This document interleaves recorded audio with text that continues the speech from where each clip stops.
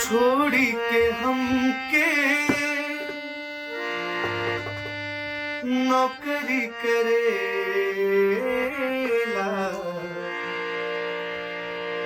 छोड़ी के हमके